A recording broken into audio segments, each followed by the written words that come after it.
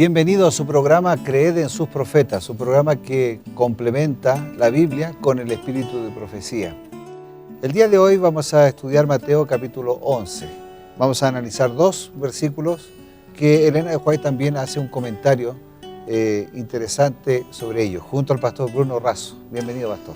Gracias, pastor Patricio. Bienvenido también tú y tantos amigos que nos acompañan diariamente para profundizar el mensaje de Dios y también para sacar algunas dudas si tenemos, pero sobre todo para obtener más fuerzas para vivir y aplicar a nuestra vida la palabra del Señor. Hace un tiempo atrás hicimos juntos una gira por el sur de Bolivia, ¿recuerdas? Sí, claro. Fue interesante, tanta gente que seguía el programa, cree en sus profetas, regados por su palabra. Y bueno, ¿qué tal fue esa experiencia? Nunca la comentamos después de eso, ¿no? No, yo siempre soy un agradecido cada vez que tengo la oportunidad de estar con las personas. Con muchas uno no se conoce, siempre tiene un contacto a través de la radio, de la televisión, y encontrarse con esas personas, poder dar un abrazo, recibir un abrazo, compartir el cariño, realmente es gratificante y agradezco a Dios y agradezco a las personas por ese cariño, por esa calidez. Se recuerda que siempre decían, pastor, mándenos un saludo por el programa. No se puede mandar saludos a todos, pero sí por lo menos recordar esas instancias. Y le mandamos a todos ellos nuestro abrazo. ¿Por dónde ha pasado, no es cierto? Así es. Ok. Bien, vamos a Mateo 11, versículo 12, primer versículo de hoy. Desde los días de Juan Bautista hasta ahora, el reino de los cielos sufre violencia y los violentos lo arrebatan. El reino sufre violencia. ¿Qué significa esto? ¿A qué se refiere que el reino sufra violencia? En el libro A fin de conocerle, página 270, leemos: un profundo sentido de nuestra necesidad y un gran deseo de recibir las cosas que pedimos deben caracterizar nuestras oraciones. De lo contrario no serán oídas. Pero no debemos cansarnos y dejar de pedir porque nuestras oraciones no reciban una respuesta inmediata. El reino de los cielos sufre violencia y los violentos lo arrebatan. Aquí se entiende por violencia un santo fervor como el que manifestó Jacob.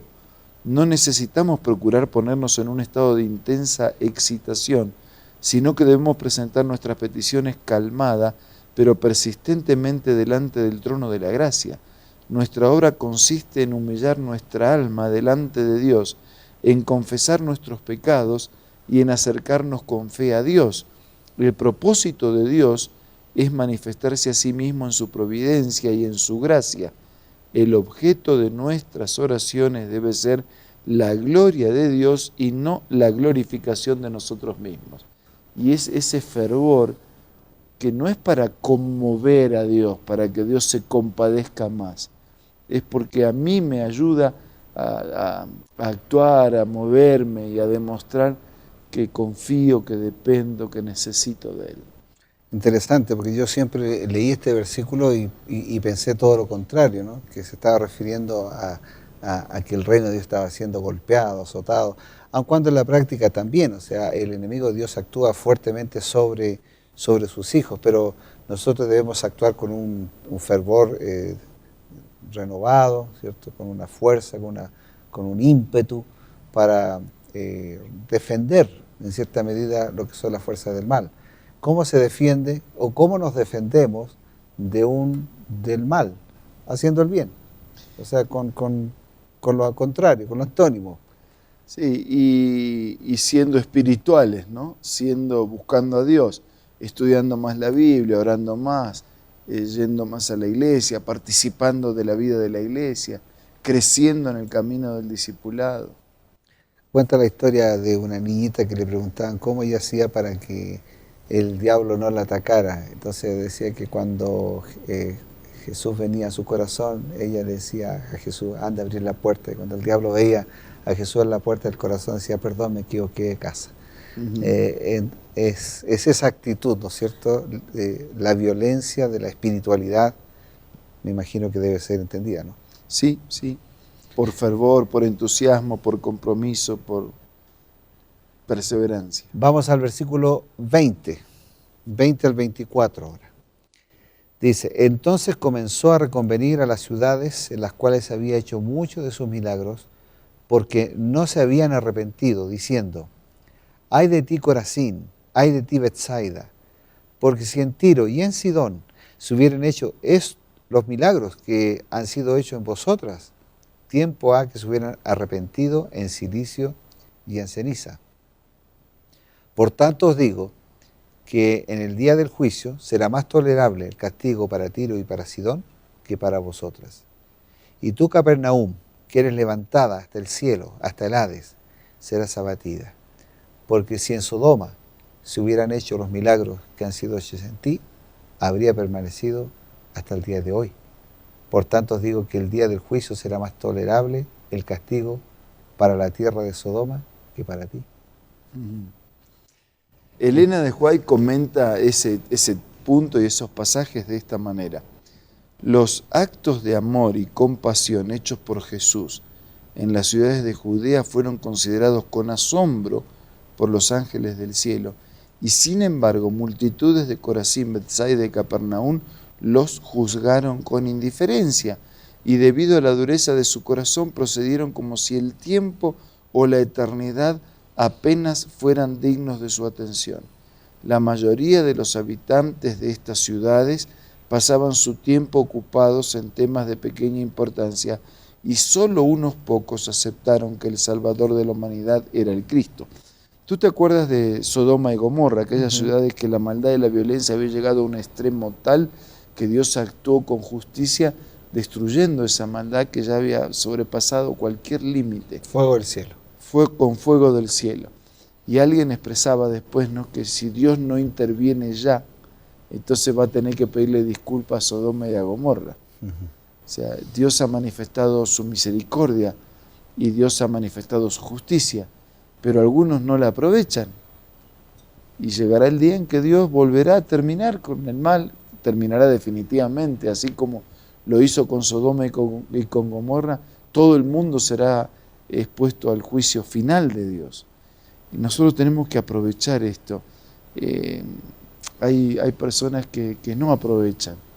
A veces se enfrentan a una situación que enternece el corazón, por una situación de familia, de salud, o una catástrofe, algo duro que pasa en la comunidad, y como que nos enternecemos un poco y nos damos cuenta de la necesidad de acercarnos a Dios, y después volvemos a la rutina, nuestra vida sigue y nos perdemos en el detalle insignificante. ¿Y no será que es un peligro que puede pasar que las personas que están en la iglesia sientan como el hecho de estar dentro del seno de la iglesia como algo suficiente y se crea esa letanía, esa costumbre, ese hábito, y termina siendo como su peor...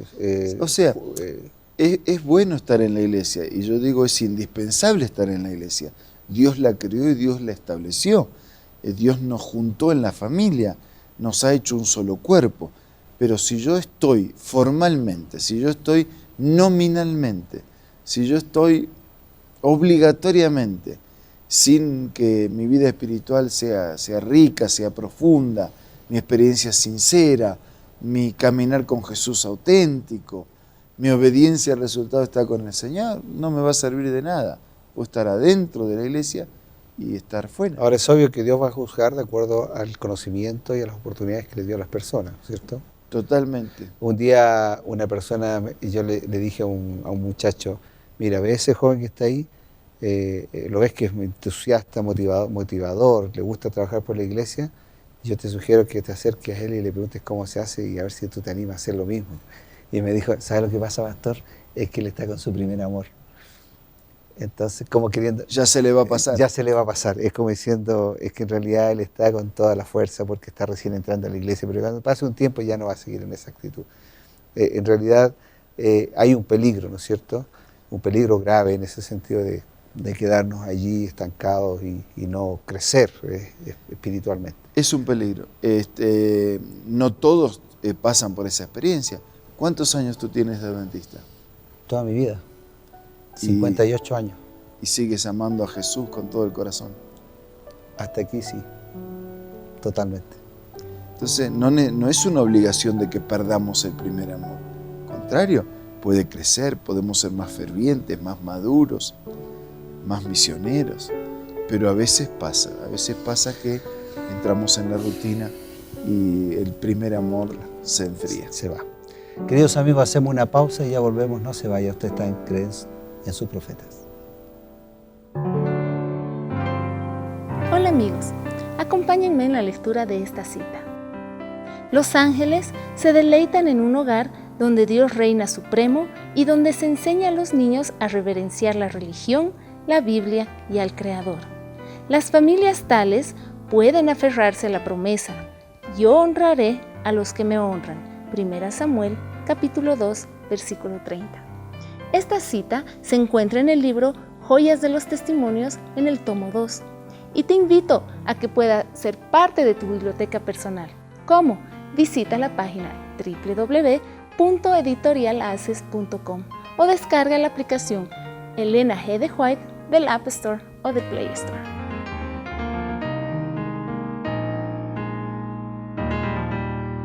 Gracias por estar con nosotros. Vamos a las conclusiones finales. Pastor, ¿cuál sería el consejo que tenemos para este momento? Gracias, Pastor Patricio. Solo decir lo que Mateo dice: el que persevera hasta el fin, ese será salvo. Solo decir lo que Juan escribió en el Apocalipsis: sé fiel hasta la muerte y yo te daré la corona de la vida. Vamos a perseverar, vamos a crecer en comunión, en fidelidad con el Señor, y vamos a prepararnos para una vida para siempre con Él. Ahora vamos a orar. Señor, ayúdanos a ser perseverantes, ayúdanos a ser entusiastas, más fervientes, más diligentes, más comprometidos con tu palabra, con tu verdad, con tu mensaje, con tu evangelio y con una bendita esperanza que tenemos que compartir. Amén. Y que en breve, cuando la maldad y el pecado terminen para siempre, podamos estar listos para disfrutar contigo la eternidad. Lo pedimos, lo agradecemos, oramos en el nombre de Jesús. Amén. Amén. Queridos amigos, nos despedimos sin antes decirles que pueden tomar los estudios bíblicos que Nuevo Tiempo ofrece en estudielabiblia.com. Será hasta una próxima ocasión. Que el Señor les bendiga.